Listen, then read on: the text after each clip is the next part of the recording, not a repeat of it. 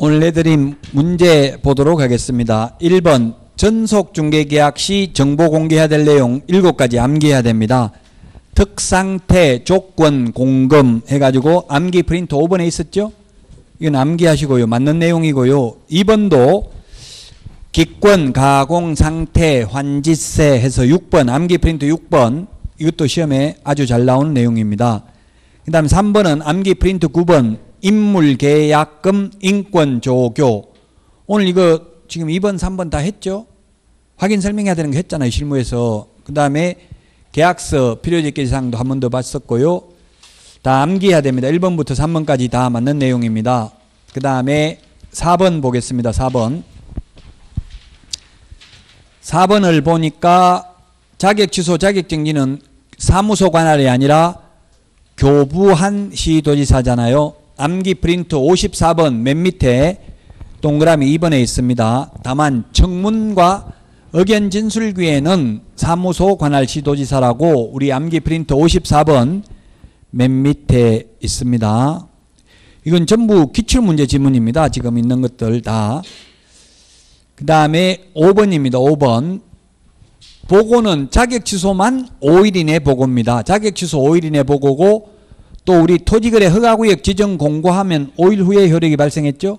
5일 두 번 나옵니다. 7일이 아니고 5일입니다. 그 다음에 6번은 암기 프린트 43번에 5번에 있는데 공제사업 운용실적 공시는 매 회계년도 종료 후 3개월 이내에 일간신문 또는 협회보에 공시하고 협회 인터넷 홈페이지에 게시해야 됩니다. 3개월입니다. 옛날에 2개월에서 3개월로 바뀌었습니다. 그래서 3개월. 매수 신청 대리 공제사업 운용 실적도 똑같이 3개월입니다. 그 다음에 7번.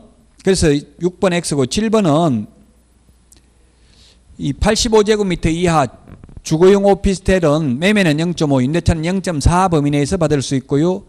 그 외에는 전부 0.9 범위 내에서 당사자 간의 협의죠. 주택의 경우에는 국토교통부령이 정하는 범위 내에서 시도 조례인데 국토교통부령에 보면 주택은 매매는 0.9, 임대차는 0.8 범위 내에서 시도 조례로 정하도록 하고 있습니다. 중개보수에 관한 거 맞습니다. 7번. 8번. 법인의 분사무소에 대해서는 법인 또는 분사무소별로 업무정지는 가능해요. 그런데 법인 또는 분사무소별로 등록 취소할 수 있다. 이건 X죠. 등록 취소는 주된 사무소만 등록되어 있기 때문에 주된 사무소 등록 취소되면 분사무소도 업무 못합니다. 그러나 업무정지는 법인 또는 분사무소별로 가능합니다. 8번 맞습니다. 9번은 등록 취소는 그 사유가 발생한 날로부터 3년 지난 때에는 이를 할 수 없다 했는데 등록 취소가 아니라 업무정지 제척기간이 3년이라고 했습니다. 암기 프린트 46번에 동그라미 6번에 있죠. 업무정지가 그 사유가 발생한 날로부터 3년 지난 때에는 할 수 없다. 업무정지 제척기간. 다만 법제 40조 행정제재처분 효과의 승계에는 업무정지를 회피하기 위해서 1년 넘게 폐업을 했다면 다시 재등록을 하더라도 폐업신고 전의 위반 행위로 인한 업무정지하지 않는다는 것과 구분해야 되겠죠. 등록 취소도 제척기간은 없는데 법제 40조 행정제재처분 효과의 승계에는 폐업기간이 3년을 초과하면 폐업신고 전의 위반 행위로 인한 등록 취소는 하지 않는다고 했습니다. 그래서 9번 등록 취소가 아니라 업무정지가 그 사유가 발생한 때에는 3년 지나면 할 수 없습니다. 그 다음에 10번입니다. 10번. 10번은 협회 설립하에 한다가 아니라 맨 마지막에 할 수 있습니다. 누가? 개업공인중개사가. 개업공개사인 공인중개사라고 했어요. 그러면 개업공개사가 아닌 공인중개사, 즉 시험만 합격했다고 해서 협회 설립 못합니다. 개업공개사여야 합니다. 설립하에 한다가 아니라 할 수 있다. 그래서 틀렸습니다. 10번은. 11번. 공법상 이용제한 거래규제는 전속중개계약 시 정보 공개해야 되고 확인 설명해야 될 내용이지 부동산 거래 신고해야 될 사항은 아닙니다. 따라서 부동산 거래 신고해야 될 사항, 확인 설명해야 될 사항, 전속 중개 계약 시 정보 공개해야 될 사항 암기해야 되겠죠? 입자, 실종, 중개인, 기소라고 했잖아요. 확인, 실거래에 신고해야 될 사항은 입자, 실종, 중개인, 기소. 실입주여부와 자금조달계획, 이거는 투기과일지구 안에 있는 3억 이상 앞 주택인 경우, 실제거래가격, 종류, 부동산의 종류, 개업공개사가 있을 경우 개업공개사 인적사항, 계약일, 그 다음에 물건의 인도일시, 조건, 기한, 그 다음에 부동산 소재지를 입자, 실종, 중개인, 기소가 몇 번 했어요? 입자, 실종, 중개인, 기소.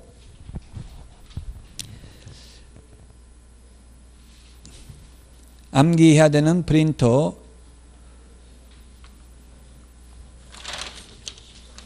13번에 있죠? 13번. 입자, 실종, 중개인, 기소. 이 거래 당사자 인적사항, 제가 뭐라 했는데 인적사항이라고 했어요. 거래 당사자 인도일시라고 했는지 갑자기 헷갈리네. 인도일시가 아니라 인적사항. 거래 당사자 인적사항도 신고를 해야 됩니다. 입자, 실종, 중개인, 기소. 그래서 확인 설명해야 될 내용, 전속 중개계약 시 정보 공개해야 될 내용, 실거래에 신고해야 될 사항 반드시 암기해야 된다. 11번은 X고요. 그래서 12번은 해제, 신고, 정정신청, 변경신고는 모두 할 수 있다고 했죠. 하여야 한다가 아니라 하여야 한다 틀렸고요. 맨 마지막에. 그 다음에 서명 및 날인이 아니라 서명 또는 날인입니다. 서명 또는 날인. 계약서 확인 설명서만 서명 및 날인. 오늘 그 확인 설명서 서식에도 거래 당사자는 서명 또는 날인했죠. 밋이 아니고. 예, 그래서 서명 및 날인 X입니다. 12번은. 13번은 거래 당사자 직거래인 경우가 아니라 중개거래인 경우입니다. 개업공개사가 개입됐을 때 개업공개사 인적사항을 신고하도록 되어 있습니다. 이거 전부 다 지금 하고 있는 거 20번까지는 다 작년의 기출문제입니다. 28회 기출문제입니다. 12번부터 20번까지는 28회 기출문제입니다. 14번 28회 기출문제입니다. 거래대상의 종류가 공급계약, 분양인 경우 물건별 거래가격 및 총 실제 거래가격의 부가가치세를 제외한 금액을 적는다 했는데 포함한 금액을 적습니다. 분양권, 분양권에는 그 부가가치세가 포함되어 있잖아요. 오피스텔 분양가에 부가가치세 포함되어 있죠? 포함되어 있으니까 그냥 포함한 금액을 적습니다. 그리고 우리 아파트 살다가 팔 때는 부가가치세 안 내잖아요. 그러니까 부가가치세 그건 제외한 금액을 적는다. 현실을 그대로 반영한 겁니다. 작년에 2번이나 개정됐었습니다. 15번 집합건물은 전용 면적을 적습니다. 연면적을 적는 게 아니고요. 집합건물 빼고는 연면적을 적습니다. 그래서 틀렸습니다. 15번. 부동산 거래 신고서 기재 요령에 14번, 15번 이런 게 출제됐다. 작년에. 그 다음에 16번은 거래 당사자 또는 개업공개사가 신고해야 된다. X입니다. 중개거래인 때에는 반드시 개업공개사가 신고해야 되고 거래 당사자 직거래인 경우는 반드시 거래 당사자가 신고해야 됩니다. 또는 둘 중에 한 명이 하면 되는 게 아닙니다. 신고. 그래서 16번 틀렸다. 17번은 부동산 거래 신고 필증을 받으면 금인받은 것으로 보고 토지거래 허가받아도 금인받은 것으로 보죠. 오늘 부동산 등기특별조치법 했는데 그래서 틀렸습니다. 17번 금인은 또 따로 받아야 된다고 돼 있잖아요. 신고 필증을 받아도. 그래서 X다. 18번은 소속공인중개사가 부동산 거래 신고서 제출을 대행하는 경우에는 개업공개사의 위임장이나 등록증 사본 같은 거 필요 없고 소속공인중개사 신분증만 있으면 된다고 했어요.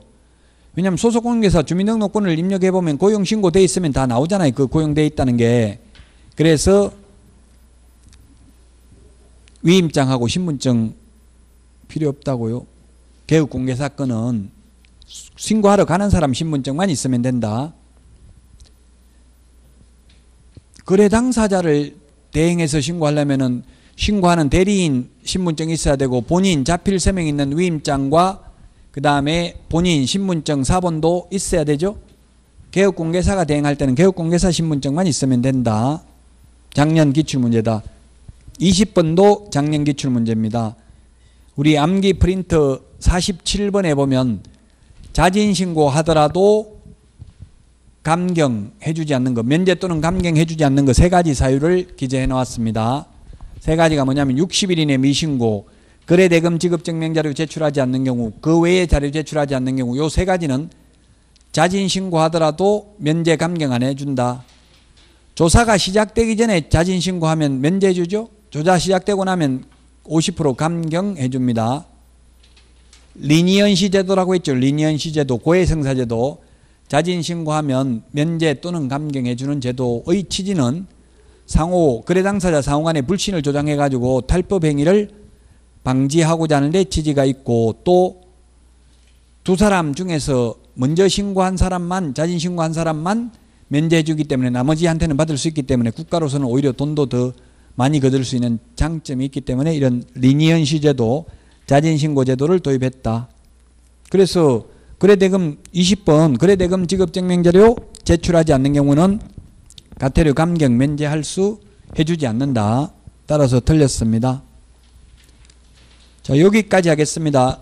설 명절 잘 보내시고 이제 마지막 주에 찾아뵙도록 하겠습니다. 수고하셨습니다.